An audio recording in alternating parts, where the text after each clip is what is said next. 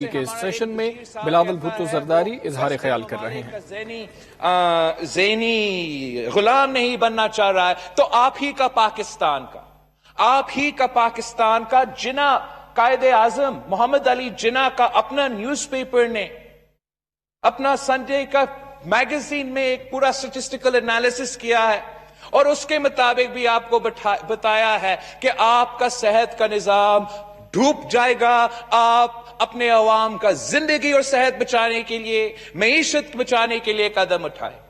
हमारा वजीर आजम का पहले दिन पे प्लान नहीं था, दूसरे दिन पे प्लान नहीं था, 2 हफ्ते बाद प्लान नहीं था और आज 3 महीने बाद, 4 महीने बाद प्लान नहीं है।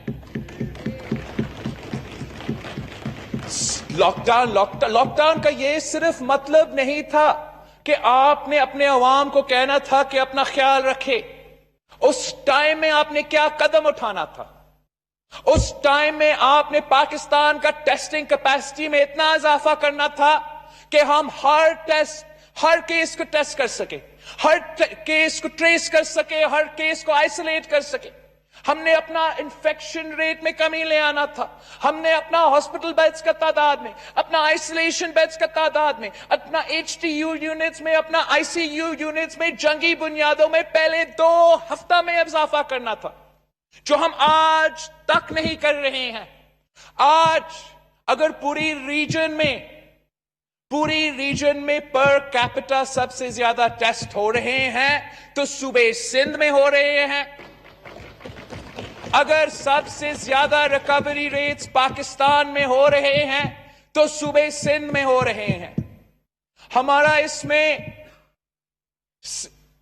सिर्फ इसलिए हो रहा है कि अवाम का टेस्ट हो रहा है, वो जस्ट हॉस्पिटल जाना चाहते हैं, लेकिन हमारा इंफ्रास्ट्रक्चर या किसी सूबा का इंफ्रास्ट्रक्चर इनका नालायकी को बर्दाश्त नहीं कर सकते।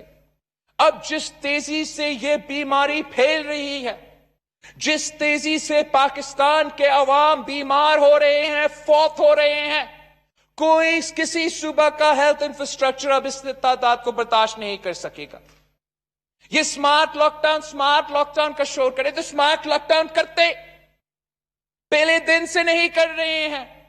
जब WHO ने 2 हफ्ता पहले हमें खत लिखा, हर सूबा को खत लिखा कि लॉकडाउन करे, फेज वाइज करे, 2 वीक्स ऑन करे, 2 वीक्स ऑफ करे, तब भी मुस्तरद कर दिया। कोई कदम उठाने को तैयार नहीं है। चलिए लॉकडाउन ना करे। अगर आपने IMF को खुश रखना है, IMF को पैसा देना है, लोन वापस करना है तो लॉकडाउन ना करे, लेकिन वो कदम उठाए जिससे आप अपना अवाम का सेहत और जिंदगी बचा सकते हैं। आप अपना हेल्थ सिस्टम में इन्वेस्ट करें। मान लो कि हम जंग की सूरत हाल में हैं, मान लो कि हमने पाकिस्तानियों के लिए अपने हॉस्पिटल्स में इजाफा करना है, ICUs में इजाफा करना है। आप कैसे कह सकते हो कि हम तैयार हैं, पाकिस्तान तैयार है? अगर पाकिस्तान तैयार है तो हमारे लोग क्यों मर रहे हैं? अगर पाकिस्तान तैयार है तो हमारे डॉक्टर्स, हमारे नर्सेस, हमारा पैरामेडिक्स आज तक क्यों रो रहे हैं? इसलिए कि हम ना तैयार हैं, ना तैयार थे और ना तैयार होने के लिए कुछ कदम उठाने को तैयार है। सिर्फ इसलिए कि हमारा वजीर आजम की अना की वजह से, सिर्फ इसलिए कि हमारा वजीर आजम किसी एक स्टडी को पढ़ने को तैयार नहीं है, किसी एक आर्टिकल या साइंटिफिक स्टडी को पढ़ने को तैयार नहीं है, किसी एक डॉक्टर का, किसी एक एपिडेमियोलॉजिस्ट का बात मानने को तैयार नहीं है। कैसे कह सकता है कि जो आपका अमवात होगा, जो आपका शुराए अमवात होगा, उससे कोई ताल्लुक नहीं होगा आपका मईशत से? जितने लोग मरेंगे उतने ज्यादा नुकसान होगा आपका मईशत को। जितना ही लोग बीमार होते उतनी ज्यादा नुकसान होगा आपका मईशत को। अब जरा सोचे, अगर एक खानदान में एक जो अर्निंग मेंबर है वो फौत हो जाता है, बीमार हो जाता है, तो पूरा खानदान का क्या होगा? वो कैसे अपने आप को खिलाएंगे? जिस तादाद में, जिस तेजी से ये बीमारी फैल रही है, मुझे तो ऐसा लग रहा है कि रियासत पाकिस्तान वो ही किरदार अदा कर रहा है जो हमने कारगिल में किया था, जहां हमारे लोग, हमारे सोल्जर्स, हमारे सिपाही जंग तो लड़ रहे थे, शहीद हो रहे थे, जैसे आज हमारे डॉक्टर्स, हमारे नर्सेस कर रहे हैं, लेकिन हमारे रियासत मानने को तैयार नहीं था। कहते थे कि कोई जंग नहीं है, हमारा सोल्जर्स वहां नहीं है, सामान नहीं बेचते थे, उनके लिए यूनिफॉर्म्स नहीं थे, सप्लाईज नहीं, खाना तक नहीं था। आज भी पाकिस्तान में ये वबा फैल रही है। हम अपना डॉक्टर्स को, अपना नर्सेस को, अपना पैरामेडिक्स को ना वो प्रोटेक्टिव केयर देने को तैयार है, ना उनको तनख्वाह में वो इजाफा करने को तैयार है, और ना ही उनको वो रिस्क अलाउंस देने को तैयार है। ये इस वजीर आजम की अना की वजह से है, ये इस वजीर आजम की नालायकी की वजह से है, और सबसे बढ़कर कि ये इसलिए है कि हमारा वजीर आजम इलेक्टेड नहीं, सिलेक्टेड है। अगर इलेक्टेड होता, जमहूरी तरीके से इलेक्टेड होता, तो एक एक इंसान का जिंदगी का फिक्र करता। अभी उसको कोई फिक्र ही नहीं पड़ता कि पाकिस्तान के अवाम मरे तो सो मरे, बीमार हो तो सो बीमार हो जाए। उसने किसी और तरफ देखना है वोट्स लेने के लिए, उसे किसी और तरफ देखना है हुकूमत बचाने के लिए। आज भी ये तकरीर मेरे लिए नहीं था, आज भी ये तकरीर ख्वाजा आसिफ साहब के लिए नहीं था, ये तकरीर सिलेक्टर्स के लिए था, आवाम के लिए नहीं था। पाकिस्तान क्या, पाकिस्तान के अवाम या सिलेक्टर्स, अब क्या कह रहे हैं उनको कि आपका सबसे बड़ा कामयाबी आपका फॉरेन पॉलिसी है। वो हुकूमत, वो वजीर आजम जो कश्मीर, मकबूजा कश्मीर का सूरत हाल उनके नाक के नीचे जो हुआ है, आप कश्मीरियों से पूछे, मकबूजा कश्मीर के अवाम से पूछे कि क्या आपका फॉरेन पॉलिसी कामयाब रहा है, वो आपको जवाब देंगे। आपका फॉरेन पॉलिसी बुज़दिलाना रहा है, आपका फॉरेन पॉलिसी एक कठपुतली का फॉरेन पॉलिसी रहा है, आपका फॉरेन पॉलिसी पाकिस्तान की तारीख का सबसे कमजोर फॉरेन पॉलिसी रहा है। आप पाकिस्तान की वाहिद वजीर आजम हो जिसने मोदी का कैंपेन चलाया है, जिसने पुलवामा का हमला के बाद कहा कि वजीर आजम मोदी बनेगा तो कश्मीर का मसला हल हो जाएगा। अगर आपका कैंपेन इंडिया के खिलाफ इतना कामयाब था, अगर आप इंडिया के खिलाफ लॉबिंग कर रहे थे, अगर आप इंडिया के खिलाफ हर फोरम पे उनके खिलाफ न्यूयॉर्क टाइम्स में और पता नहीं कहां सेनेटर लिंडसे ग्राहम को कह रहे थे कि इंडिया बुरा है, तो इस सवाल का जवाब दे कि यूनाइटेड नेशंस का सिक्योरिटी काउंसिल का नॉन मेंबर वो कैसे मुंतखब हुए। उन्होंने 184 वोट्स लिए हैं आउट ऑफ 192। ये है आपका कामयाबी कि भारत को 184 वोट्स, 184 ममालिक उनको वोट देने को तैयार थे। इसको आप कामयाबी की तरह पेश करते हो। चाइना का जिक्र करते हैं, सीपैक के साथ जो इस हुकूमत ने किया, इनके जो गैर जिम्मेदार वजीर हैं, जिनके बयानात की वजह से चाइना ने भी एहतजाज किया। पाकिस्तान के चाइना के साथ जो रिलेशनशिप्स है, इसकी बुनियाद शहीद जुल्फिकार अली भुट्टो ने रखा है। आप खुद चाहे वो आपको कहेंगे। और जितना नुकसान पाकिस्तान और चीन का रिलेशनशिप में, पाकिस्तान और चीन की जो स्ट्रेटेजिक एम्स है, खान साहब ने पहुंचाया है, किसी और वजीर आजम ने नहीं पहुंचाया है। हमारा वजीर आजम को लेक्चर देने का तो शौक है, मगर उसका अपना लेक्चर पे अमल करना को तो कोई इरादा नहीं होता। हमें सुनाता है कि मेरिट, अकाउंटेबिलिटी और फिर डिबेट। तो शुरू होते हैं हम डिबेट से। वजीर आजम ने कहा कि वो हर वेडनेसडे पे आके हमसे डिबेट करेगा। अब दो साल हो चुके हैं हमारा वजीर आजम ने इस वादा पे, जैसे हर वादा पे यू टर्न लिया है। आज भी तकरीर करके चला गया है जबरदस्त, लेकिन वो डिबेट नहीं होता। अगर वजीर आजम ने डिबेट करना है तो हमारा सवाल का जवाब देना पड़ेगा, और हमारा वजीर आजम इसलिए हमारा सवाल के जवाब नहीं दे सकते। ना मईशत को उसको जवाब देने का कुछ है, ना सेहत पे, ना फॉरेन पॉलिसी पे, तो इसलिए वो डिबेट करने को तैयार नहीं। मैं चैलेंज करता हूं वजीर आजम साहब को कि या इधर आके डिबेट करें, फेस टू फेस डिबेट करें, जहां आप ऑपोजिशन का सवाल का जवाब दो, या टीवी पे आपका बड़ा शौक है टीवी पे जाने को।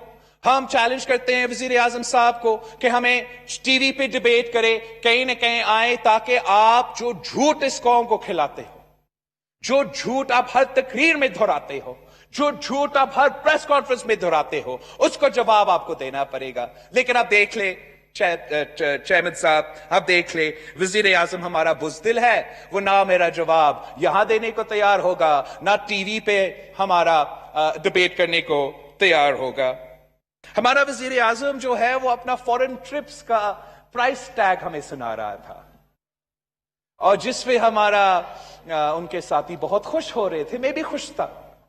लेकिन जनाब स्पीकर, इस सवाल का जवाब दे दे कि जो सबसे ज्यादा कर्ज पाकिस्तान की तारीख में वजीर आजम साहब की हुकूमत ने माशाल्लाह इकट्ठा किया है, और सबसे come the lowest growth rate in the history of Pakistan, ये भी माशाल्लाह इस हुकूमत का कारनामा है। उनका अपना वजीर, उनका अपना प्लानिंग डिपार्टमेंट का अपना रिपोर्ट कहता है कि जो पाकिस्तान की मुआशी सूरत हाल है, कोविड से पहले बुरा था। आपका अपना इकोनॉमिक सर्वे जो नेगेटिव 0.4% ग्रोथ का जिक्र करता है, जो हकीकत में नेगेटिव 2.2 का ग्रोथ है, वो लॉकडाउन का पहला का एनालिसिस था। लॉकडाउन इंप्लीमेंट करने से पहले ये रिपोर्ट का डाटा है। मतलब आप नेगेटिव ग्रोथ में थे लॉकडाउन से पहले। इसलिए हम कहते हैं कि आप कोरोना के पीछे छुपने की कोशिश कर रहे हो। आप कोरोना के पीछे जो रोजगार आप नहीं दे सके, जो वो लाखों घर का वादा आपने किया आप नहीं डिलीवर कर सकते, अब आप कोरोना के पीछे छुपने की कोशिश कर रहे हो। चुपे, हम आपको चुपने देते। अगर आप वाकई ही कोरोना का मुकाबला करने को तैयार होते, अगर आप वाकई हमारे अवाम का सेहत और जिंदगी को बचाने का कोई ख्याल रखते, आप एक पैंडेमिक बजट पेश करते। अगर अमेरिका में ट्रंप और डेमोक्रेट्स मिलकर कोरोना के लिए स्टिमुलस पास कर सकते हैं। वो कैसे हुआ? ने बातचीत की, अपने एक दिन के लिए ऑपोजिशन के साथ अपना बजट बनाने में, पैंडेमिक बजट बनाने में बात करने की कोशिश नहीं की। अगर आप बात करते, हम आपको समझाते कि ये मामूली बजट नहीं। अगर आप बात करते, हम आपको समझाते कि इस दफा हम सब मिलके इस वबा का मुकाबला करने की कोशिश करें। इस दफा अगर हमारे पास जो फिस्कल स्पेस है, हम अपना कॉन्स्टिट्यूएंसीज में, अपना एमएनएज में, अपना एलाइज को खुश रखने में जाया नहीं करें। ये वक्त है अपने अवाम का जिंदगी का तहफ्फुज करना। ये वक्त है अपना फ्रंटलाइन सोल्जर्स, अपना फ्रंटलाइन डॉक्टर्स, अपना फ्रंटलाइन नर्सेज, अपना फ्रंटलाइन पैरामेडिक्स, उनका ख्याल रखना। लेकिन हमारा हुकूमत ने ना उनका ख्याल रखने का सोचा है, ना हमारा लोकस का मसला जो आज भी चल रहा है। कल सोशल मीडिया पे और इलेक्ट्रॉनिक मीडिया पे नवाबशाह से फुटेजेस चल रहे थे, जिस तादाद में वहां लोकस हमला कर रहे थे। हर किसी को नजर आ रहा था कि अगर आपके पास हवाई जहाज नहीं है, आप उनका खात्मा नहीं कर सकते हैं। हुकूमत का वादा था, हुकूमत का नेशनल एक्शन प्लान था। आज तक लोकस्ट उड़ रहे हैं, लेकिन इस हुकूमत का जो पेस्टिसाइड्स का प्लेन है, एक का भी बंदोबस्त नहीं हुआ। सिंध में अभी तक सखर में बैठा हुआ है, कोई पायलट नहीं है। ये कौन सा वज़ीर आज़म है जो हमें लेक्चर्स देते हैं, जो हकायक पे मबनी नहीं है, जो किसी दूसरा रियलिटी पे बेस्ड है। जो पाकिस्तान हमारे सामने है, जिस पाकिस्तान में हमारे अवाम के हर पाकिस्तानी का सेहत और जिंदगी खतरा में है, हर किसान का फसल खतरा में है, हमारा फूड सिक्योरिटी खतरा में है, उस पे हमारा वजीर आजम कोई सही दिलचस्पी नहीं लेती, या उसको कोई वो एडवाइस नहीं दिया जा रहा। लेकिन हमें इसको हल करना है, हमें इसको एड्रेस करना है। हम अपने अवाम को इस तरीके से लावारिस नहीं छोड़ सकते। वजीर आजम अवेयरनेस का कहता है, वजीर आजम एसओपी का कहता है। वजीर आजम कहते हैं अगर अवाम अमल करेंगे हमारा एसओपीज पे तो फिर हम बच पाएंगे। मैं पूछता हूं, इन्होंने कितने समझाने की कोशिश किया, इन्होंने कितने कैंपेन्स चलाए, कितने मादरी जबान में हमने कैंपेन्स चलाई है पीटीवी के थ्रू। मक्सी साहब, आप मुझे बताएं क्या बलोचिस्तान में मादरी जुबान में कैंपेन्स वफाकी हुकूमत के चैनल्स पे, वफाकी हुकूमत का जो स्टेट रेडियो है, जो टेलीविजन चैनल है, क्या वो चल रहे हैं? एसओपी एसओपी एसओपी कह के अवाम को क्या समझ आएगा? क्या हमको पता चलेगा कि हमें मास्क पहना है, हाथ धोना है, फासला रखना है? ये आपको समझाना पड़ेगा। हुकूमत कोई काम करने को तैयार नहीं। हुकूमत नाकाम रहा है मईशत पे, हुकूमत नाकाम रहा है फॉरेन पॉलिसी पे, और अब ये हारा हुआ कठपुतली जिनका बैकवर्ड ज्यादा है आता है इस हाउस में, कमजोर तकरीर करता है और चला जाता है।